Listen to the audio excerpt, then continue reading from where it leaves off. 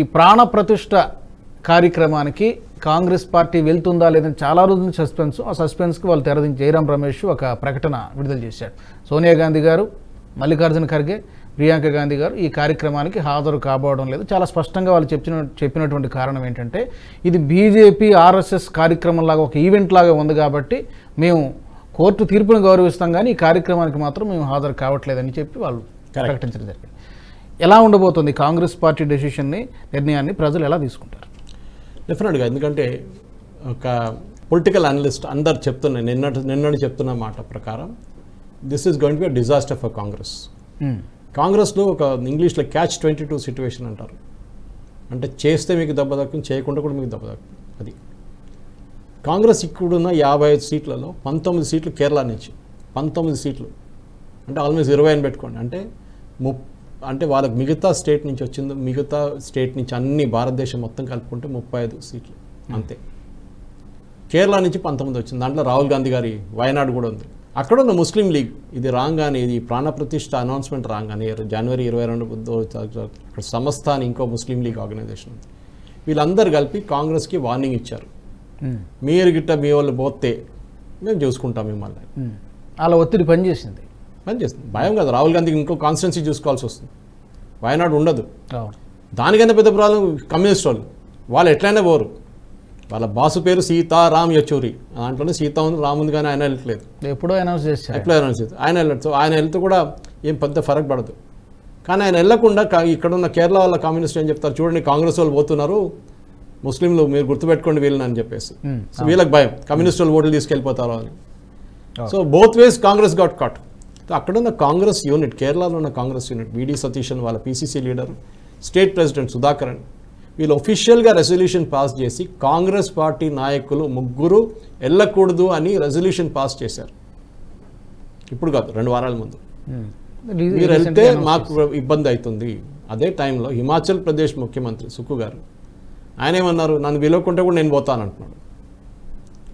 UP Gujarat chief, Gujarat ముందు PCC chief, ఆయన వాళ్ళు అంటున్నారు ఇవాళ దీనికి వెళ్ళకపోతే ఇక్కడ మర్చిపోండి గుజరాత్ అంటున్నాడు కాంగ్రెస్. యూపీలో కూడా అదే జరగబోతుంది.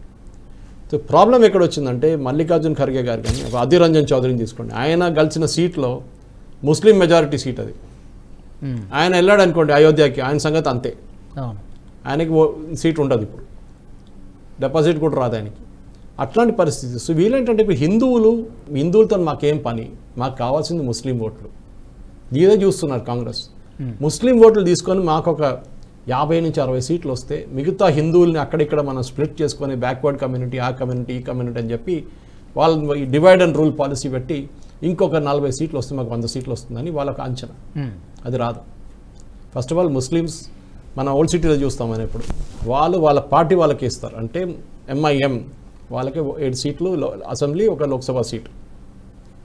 అది కాకుండా కేరళలో ఇండియన్ యూనియన్ ముస్లిం లీగ్ వాళ్ళకే ఇస్తారు ఓట్లు. ఎవరైనా ఉండే వాళ్ళకు ఒక క్యాండిడేట్ ఉండే ఒక టైంలో, సులేమాన్ సేఖ్ ఉండే ఒక ఎంపీ క్యాండిడేట్ ఉండే, ఆయన బాంబే నుంచి వస్తుండే, ఇబ్రాహిం సులేమాన్ సేఖ్.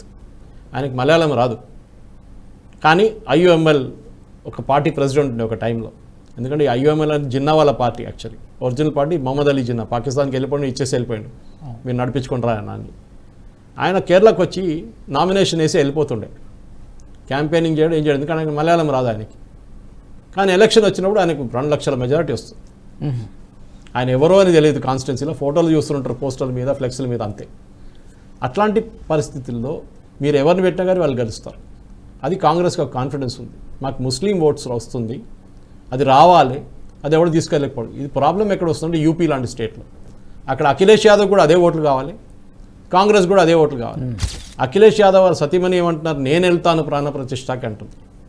ఈయన మాట్లాడలేదు, ఆయన సైలెంట్. అక్కడ బీహార్లో ప్రాబ్లం లేదు, ఎందుకంటే ముస్లిం మెజారిటీ చాలా తక్కువ. మోస్ట్లీ వెస్ట్ బెంగాల్ వైపు ఉన్న కొన్ని సీట్లు, అంటే ఈస్టర్న్ బీహార్లో ముస్లిం మెజారిటీ ఉందన్నమాట. మళ్ళీ మీరు రాజస్థాన్కి రండి, అక్కడ కాంగ్రెస్కి ఎక్కువ ముస్లిం ఓట్స్ లేవు. వీళ్ళ ముస్లిం ఓట్స్ ఉన్నదని కర్ణాటక, అంటే కర్ణాటకలో చాలా మటుకు, తమిళనాడులో కొన్ని ప్లేస్లో, అక్కడైతే అలయన్స్లో ఉన్నారు ఎట్లయినా. అది కాకుండా కేరళలో, అది కాకుండా ఉత్తరప్రదేశ్లో అక్కడెక్కడ కొన్ని సీట్లు ముస్లిం మెజారిటీ సీట్స్ ఉన్నారు. అక్కడెక్కడైనా మాకు వస్తుందో సీట్ అని చూస్తున్నారు. అస్సాంలో ఒక టైంలో బద్రుద్దీన్ కమాల్ది ఏఐయుడిఎఫ్ ఉంది, ఇప్పుడు కూడా ఉంది. అది వాళ్ళకు ఒక 5-6 సీట్లలో కొంచెం వాళ్ళు చూపించవచ్చు, కానీ కొంచెం యాక్షన్ చూపించవచ్చు, కానీ అక్కడ కూడా కావట్లేదు వీళ్ళకి వాళ్ళతో పొత్తు లేదు. సో ఎక్కడ కాంగ్రెస్ ఇది ఎందుకు చేస్తుంటే సూయిసైడ్, ఇది కాంగ్రెస్ పొలిటికల్ సూయిసైడ్. అంటే వెళితే తక్కువ నష్టం జరిగేదా, వెళ్ళినా నష్టం జరుగుతుంది. క్యాచ్ 22 సిచ్యువేషన్ అంటాం కదా మనం. వెళ్తే పడతారు, వెళ్ళకపోయినా హిందువుల దగ్గర నుంచి పడతారు. అక్కడ ముస్లిం వాళ్ళు కొడతారు, ఇక్కడ హిందువులు కొడతారు. ఇప్పుడు అదే జరగబోతుంది. ఎందుకంటే ప్రాణప్రతిష్ఠ అనేది కాంగ్రెస్ లాజిక్ ఏంటంటే, ఒకటి ఆ గుడి పని కాలేదు, ఇంకా గుడి పని నడుస్తానే మనం ప్రతిష్ట చేయాలంటున్నారు. ప్రాణ ప్రతిష్టకి గుడికి కన్స్ట్రక్షన్ మొత్తం లేదు. ఇప్పుడున్న క్రెయిన్లన్నీ కనిపిస్తుంది మీకు. ఆ రోజు 21 తారీఖు తర్వాత ఒక క్రెయిన్ కనిపించదు అక్కడ, కానీ అప్పుడు కూడా ఉంటుంది. అక్కడ కూడా ఇక్కడ కూడా చిన్నది వాక్వే, అది చెట్లు అన్నీ నడుస్తూనే ఉంటుంది అది. కానీ మంచి రోజు చూసి మనం గృహప్రవేశం చేస్తాం రాజుగారు, మనం ఇల్లు కట్టుకుంటూ వస్తున్నాం 2 సంవత్సరాల నుంచి. లాస్ట్ అది అపార్ట్మెంట్ ఉండొచ్చు, ఇల్లు ఉండొచ్చు, ఒక షేప్కి వచ్చినప్పుడు ఏం చెప్తాం మనం, ఇవాళ గృహప్రవేశం చేసేద్దాం అంటే పూజలు కానివ్వండి, పాలు చేయడం అంతా మనం చేసుకుంటాం మనం. అప్పుడు కూడా మీ ఇంటికి వచ్చిన ఆయన అడుగుతాడు, కానీ ఇదేంటే గోడ ఇంకా పెయింట్ కావాలంటే ఆ చిన్న చిన్న పనులు ఇంకా ఉన్నాయిలే, కబోర్డ్ కట్టాలి, అదన్నీ ఉన్నాయి, తర్వాత చూసుకుంది. ఇప్పుడైతే గృహప్రవేశం మంచి రోజు కదా, దట్ ఈస్ ద లాజిక్. అన్నీ కట్టిన తర్వాతనే నేను చేస్తా అంటే మళ్ళీ అది ఇంకో లాజిక్. అది సెకండ్, ఇది ఆర్ఎస్ఎస్ బీజేపీ ఈవెంట్ అంటున్నా. సరే, మీకు రాముడు వద్దంటున్నారు, మళ్ళీ ఆ బీజేపీ వాళ్ళు తీసుకెళ్తారు కదా, మళ్ళీ మీరు ఎందుకు కంప్లైంట్ చేస్తున్నారు? మీరే రాసిచ్చారు రాముడు లేడు, అసలు అట్లా మిథికల్ క్యారెక్టర్. కోర్టులో కపిల్ సిబల్ గారు ఆర్గ్యూ చేశారు.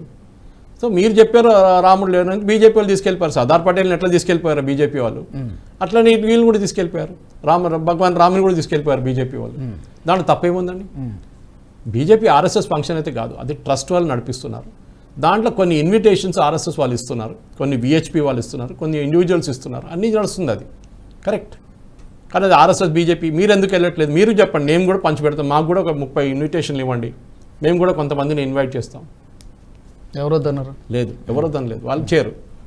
ఇప్పుడు అక్షింతలు తీసుకొని మన దగ్గర చాలా మంది తిరుగుతాం. మా అపార్ట్మెంట్ కూడా నిన్న వచ్చారు, ఆర్ఎస్ఎస్ వాళ్ళు వచ్చారు, వచ్చి అక్షింతలు ఇచ్చి వెళ్ళారు.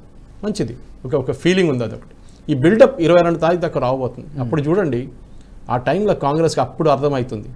మేము ఇప్పుడు కూడా అంటున్నారు, ఇవాళ కూడా కాంగ్రెస్ నేతలు ప్రమోద్ కృష్ణన్ అని చెప్పి వాళ్ళ పెద్ద ఒక పార్టీ స్పోక్స్ పర్సన్ ఉండే ఆయన, ఇప్పుడు కూడా ఉన్నాడు ఆయన కూడా నిన్న డిబేట్లో వచ్చి అదే చెప్పారు.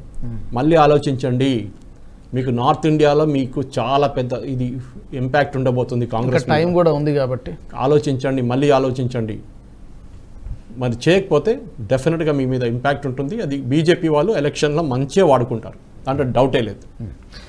దీనికి సంబంధించినటువంటి విషయమే మీరు కూడా మీ నోటీస్ కూడా వచ్చే ఉంటుంది. పూరి మఠం నుంచి ఎవరో ఒక శంకరాచార్య ఆయన అది ఎందుకు ఆయన కేవలం నన్ను నాతో పాటు ఒక సహాయకుడిని మాత్రమే రమ్మని చెప్పారు, అలా ఎలా కుదురుతుందో, అసలు మోదీ గారు ప్రాణ ప్రతిష్ఠ చేస్తే నేనెందుకు చప్పట్లు కొట్టారంటారు. రాజకీయాల గురించి స్వామీజీ ఎందుకు మాట్లాడుతున్నారు అర్థం కావట్లేదు. అది అందరూ ఇప్పుడు శృంగేరి స్వామి ఆయన వెళ్ళట్లేదని శంకరాచార్య ఏదో ఇది రూమర్ పెట్టారు, ఆయన క్లారిఫై చేస్తారు, లేదు నేను వెళ్తున్నానని. మీరు మొత్తం పల్టన్ తీసుకెళ్ళారు కదా ఆ రోజు, చాలా లిమిటెడ్ స్పేస్ ఉంది అక్కడ, ఎంతో మందిని ఇన్వైట్ చేస్తున్నారు. కొంతమంది ఇప్పుడు నన్ను మొన్న ఒకరు వచ్చి అడిగారు, సురేష్ గారు మిమ్మల్ని ఒక ఇన్విటేషన్ ఉంది మీరు వస్తారా అంటే, నేను చెప్పాను రాలేను బాబు, రావాలని చాలా కోరిక ఉంది. ఒకటైతే ఫ్లైట్ ఛార్జ్లు 26,000 30,000 చూపిస్తుంది వెళ్ళి రావడం, అది కూడా డైరెక్ట్ ఫ్లైట్ కూడా కాకుండా లక్నో నుంచి వెళ్ళడానికి కూడా, మళ్ళీ అక్కడ ఉండడానికి ప్రొవిజన్ ఉండదు. ఇప్పుడు అందరు వీవీఐపీలు వస్తున్నారు, అంత మొత్తం సెక్యూరిటీ ఉంటుంది. మనం వెళ్ళినప్పుడు మంచి రిలాక్స్డ్గా పోదాం అక్కడికి అని నాకు పర్సనల్ ప్రిఫరెన్స్. అది వీళ్ళేమంటున్నారు, మేము మొత్తం టీం తీసుకెళ్తాం అంటున్నారు. అంటే శంకరాచార్య ఈ పీఠాధిపతి వెళ్తున్నప్పుడు చాలా మంది ఉంటారు, 10-20 మంది ఉంటారు, వెళ్ళలేవు. మీరు అక్కడ దాకా వెళ్ళండి, అయోధ్య దాకా వెళ్ళి వాళ్ళు ఏదో మఠాలు ఉంటారు, ఎక్కడ ఉంటారు, కానీ మీరు గుడికి వెళ్ళినప్పుడు మీరే వెళ్ళండి, మీతో నాకు అసిస్టెంట్ ఉంటారు, అంతే. మీలాంటి ఇంకా 50 మంది ఉంటారు అక్కడ. మఠాలు అయితే 4-5 శంకరాచార్య ఉంటాయి అనుకుంటున్నాను, కానీ మీరు అందరిని తీసుకెళ్తా అంటే కాదు. అది మిగతా మఠాల నుంచి, మిగతా ఇది ఆదిశంకర మఠాలు కాకుండా మిగతా మఠాలు ఉన్నాయి కదా, వాళ్ళు కూడా వస్తున్నారు, చాలామంది లీడర్ అక్కడి నుంచి వాళ్ళ రిలీజియస్ హెడ్స్ వస్తున్నారు. సో ఉడిపి నుంచి ఆయన పీజువారు ఆయన మఠం వస్తున్నారు, చాలామంది వస్తున్నారు. సో దాన్ని పొలిటికలైజ్ చేయడం, ఎందుకంటే ఈ పూరి శంకరాచార్య ఎప్పుడు పొలిటికల్ చేస్తారు ఆయన పాత స్టేట్మెంట్ తీసి చూడండి, కాంగ్రెస్ వైపు ఆయనకు ఒక స్లాంట్ ఉంటుంది, కొంచెం కాదు చాలా ఎక్కువ ఉంది కాంగ్రెస్ వైపు. ఆయన ఎప్పుడు బీజేపీ మీద వ్యతిరేకత స్టేట్మెంట్ ఇస్తూనే ఉంటారు. అది ఒక రిలీజియస్ లీడర్ చేయకూడదు, వాళ్ళ రిలీజియస్ దాన్ని చూసుకోవాలి. కానీ పొలిటిక్స్లో వచ్చి పడ్డామంటే మన యూపీలో ఉన్న ముల్లాలు, మన దగ్గర ఉన్న ముల్లాలు ఉన్నాయి చూడండి ముస్లిం కమ్యూనిటీలో, వాళ్ళు చేస్తున్న పని ఇదే. మీరు మీ పని చేయండి, what a good you do that. మీరు మిగతా దాంట్లో మీరు తలపెట్టకండి.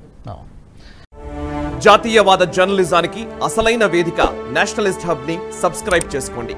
నోటిఫికేషన్స్ కోసం బెల్ ఐకాన్ పై క్లిక్ చేయండి.